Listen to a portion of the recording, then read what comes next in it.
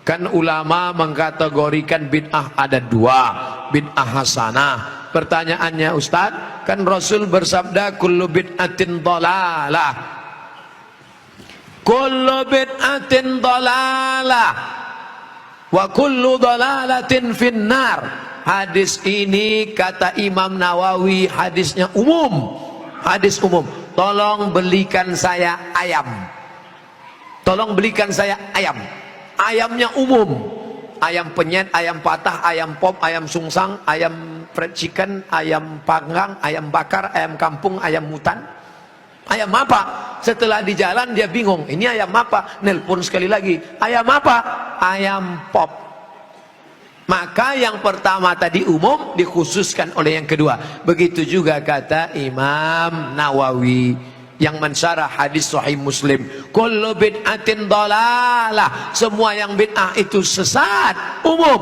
Tapi kemudian dikhususkan oleh hadis, man sanna fil islami sunnatan hasanatan, siapa yang membuat tradisi yang baik, falahu ajruha, dia dapat pahalanya, wa ajru man amila biha, dan orang lain yang melakukannya selama tidak bertentangan dengan Quran dan Sunnah. Nah, sekarang ada orang mendefinisikan bid'ah hanya dengan 5 jari. Kalau tidak dilakukan Nabi, bid'ah. Kalau sudah bid'ah, masuk neraka. Kalau begitu pembahasannya, nanti kamu bisa memasukkan sahabat Nabi dalam neraka.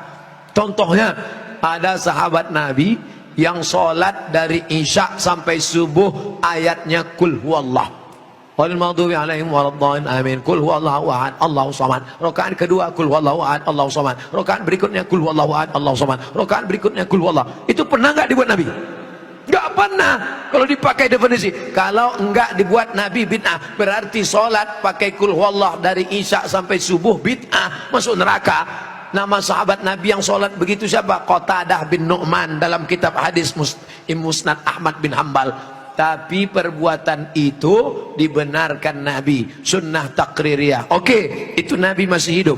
Bagaimana dengan Abu Hurairah? Abu Hurairah sebelum tidur malam menyimpul tali 2000 simpul tali dipakai bertasbih sebelum tidur malam. Subhanallah, subhanallah, subhanallah, subhanallah, subhanallah. Ada diajarkan Nabi, hai orang-orang beriman, sebelum kau tidur malam ambil tali jemuran, buat 2000 simpul, sebelum tidur petik 2000. Ada? Tidak ada. Jadi kalau didefinisikan, kalau tidak dibuat Nabi bid'ah, engkau sudah memasukkan sahabat Nabi ke dalam neraka, karena definisi yang singkat, yang pendek, pemiskinan. Oleh sebab itu ulama faham, sudah saya tulis lengkap dengan dalil-dalilnya, 444 halaman terkait masalah bid'ah, bid'ah, bid'ah. Tidak semudah itu saudaraku.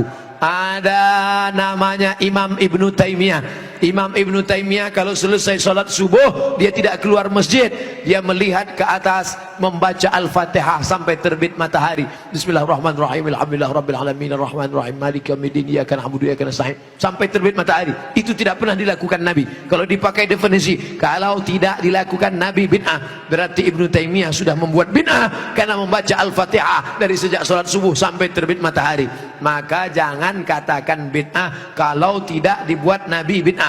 Ini tidak betul. Yang betul adalah kalau tidak ada dalilnya bid'ah. Selama ada dalil hadis qauli, hadis fi'li, hadis takriri, perbuatan sahabat, qiyas, ijma', maka perbuatan itu tidak bid'ah.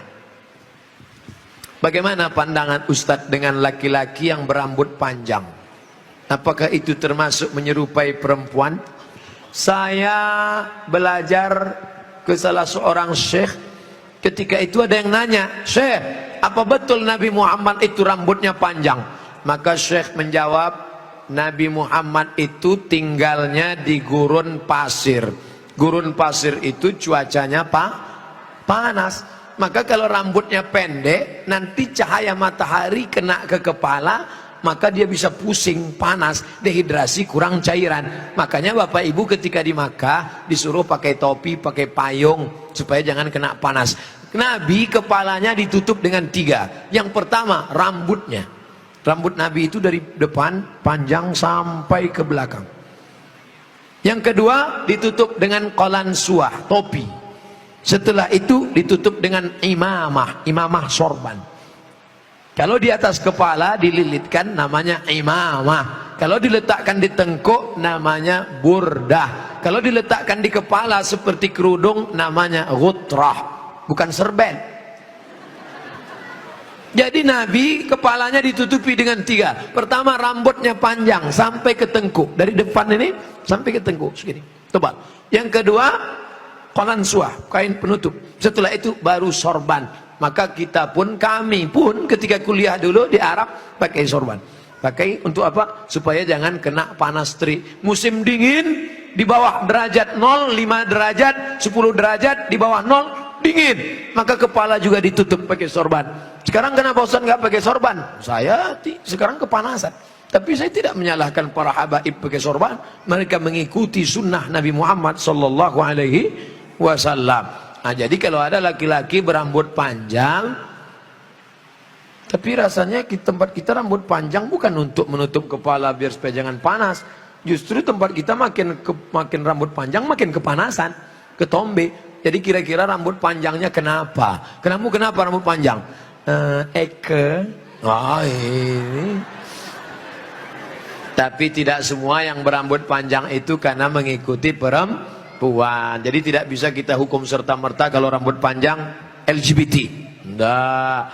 Maka yang LGBT itu kalau menyerupai perempuan, la'anallahul mutasyabbihin minar rijal bin nisa.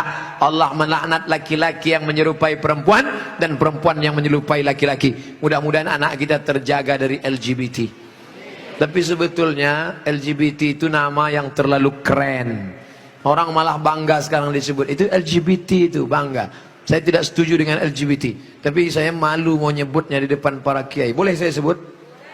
Jangan sebut LGBT. Buat sebut nama yang mengejek, merendahkan, menghinakan. Apa namanya? PLT, penyuka lobang tai. Itu yang cocok bagi mereka. Kotor, najis. Zaman Nabi, LGBT ini hukumannya man wajadtumuhu ya'malu amala qaumi Lut.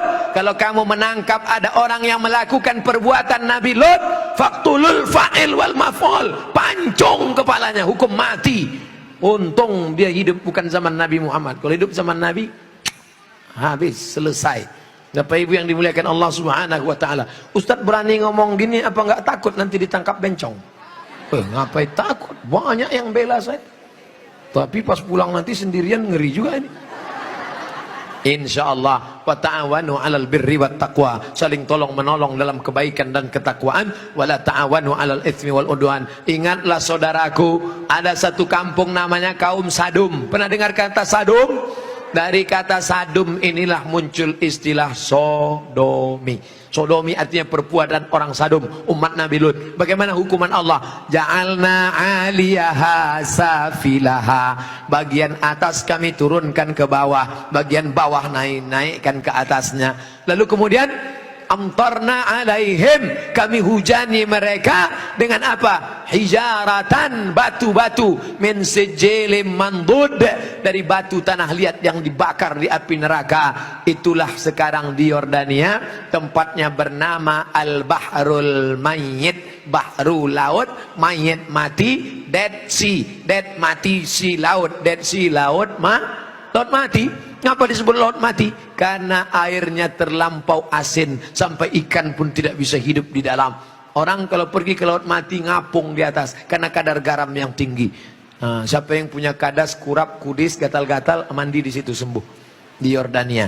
Bapak Ibu yang dimuliakan Allah Subhanahu wa taala, Pompei salah satu kampung yang diisi oleh homo. Lalu kemudian datang lahar dari bukit turun ke bawah, rata dengan tanah, sampai mereka berubah menjadi patung-patung batu karena ditimpa oleh lahar. Tidak sempat merubah ekspresi wajah orang homo yang mati dalam keadaan melakukan hubungan seksual terlarang, tak sempat merubah dari wajah kesakitan dengan wajah penderitaan. Begitu yang dialami masyarakat Pompei. Oleh sebab itu kita berdakwah, mengajak bukan karena benci, tapi karena ingin menyelamatkan supaya kita selamat. La ta'murunna bil ma'ruf, ajak mereka berbuat baik, wala tanhauna 'anil munkar, larang mereka jangan sampai melakukan perbuatan mungkar. Kalau kamu diam saja, aku tidak khawatir, kata Sayyidina Ali, aku tidak khawatir tentang betul dan batil, batil dan betul, karena dunia ini isinya betul dan batil. Yang aku khawatirkan adalah ketika kebatilan merajalela, orang yang betul diam.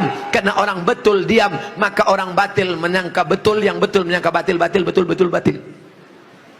Orang yang betul diam, ibu yang betul diam, bapak yang betul diam, yang batil berkuar. Akhirnya yang batil merasa betul, orang yang betul diam 1000 bahasa. As-sakitu anil haq syaitan akhras. Orang yang betul tapi diam melihat kebenaran diinjak-injak, dia adalah syaitan akhras, setan bisu. Begitu kata Imam Abu Ali Ad-Daqqaq yang dikutip oleh Imam An-Nawawi dalam kitab Al-Minhaj Syarah Sahih Muslim Ibn Al-Hajjaj. Maka bersuaralah saudaraku, anak-anak muda, lawan kemungkaran ini. Terus berperang dengan HP-mu. HP-mu adalah senjata, bukan menebarkan kebencian, bukan menebarkan hoax, tapi dalam rangka watawasau bil haq watawasau bis sabr. Allahu akbar. Itulah kaji kita pada malam hari ini. Tausiah sudah 60 menit, menjawab pertanyaan 30 menit. Pas setengah 11, dari jam 9, 10, setengah 11 kita lanjutkan dengan membaca doa ala hazihin niyah al-fatihah.